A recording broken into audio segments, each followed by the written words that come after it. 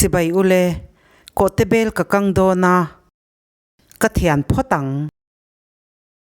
ano lutuk lo hi chu ti hian kala a ano ho hi chu akwang ka ziat fai vekang apar akara abal neu neu kan ti don mi hi a thei ang ka ti fai vekang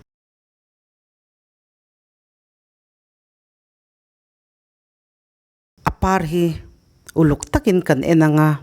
ran nung leeng ilo te hi lo om vea fai takin kan thianang a risel that chuan hetia kher neu neu lawin tuin a sil fai thei veka then hi a boy thak ve rewa siam chung a in then chung hi a rei du zok ma in ka sha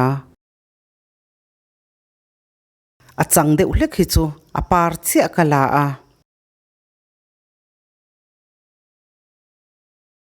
ka thian zo to a tuipa nga in ka sil mai do na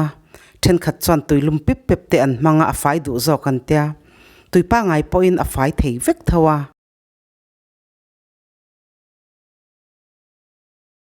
ka sil fai vek to a sil na tuipo hi a fim veka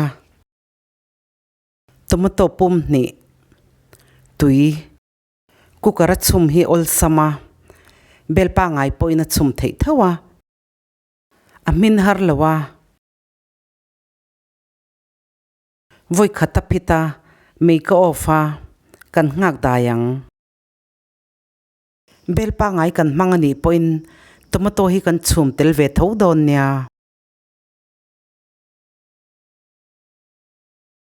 tomato po min thalutuk a kor hi ka khe ang a hel kan ai chuan a min sa hi a ol sama ko te bel ne na in mil moi tok kan ti kan telang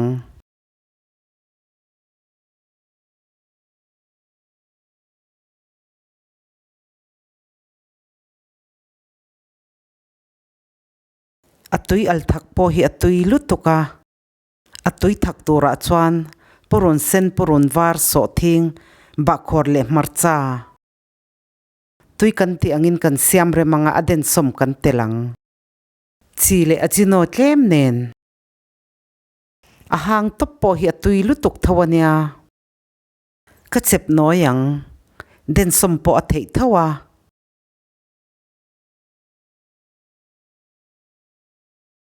tel kan chome kan tur milin kan telang tel po lum ve to a marcha pui ba khor le purun sen den som ka tela atui thak siam nan po atui lutuk ania mei hi alai hola ka da a kan chuang min ve dewang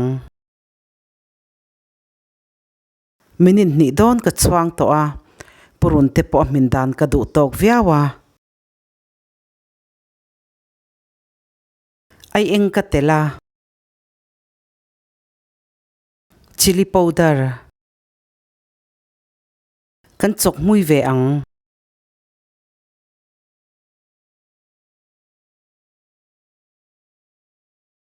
a mui chu anua tomato ka tela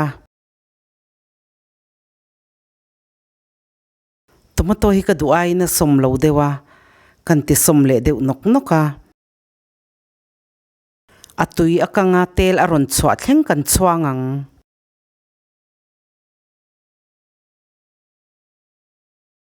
tel po a chwa thave to a ko te bel chum ka tela chi al tur tok thatakin kan chaw polang atuye hula tel a chwa thleng kan chuangang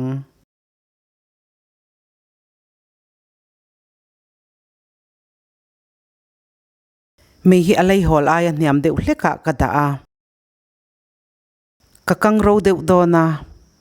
atui nei te po ina siam thei thawa tui nei kan siam don chuan kan kang mui photanga chumi nuwa achum na tui kan leang kan chum masaka wangin tui tam taka paya uluk takin kan vilanga atul dana zirina kara kan chok ve zelang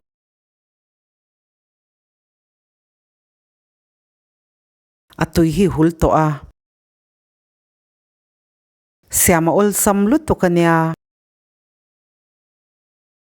ka channel min khir saka wangin kalome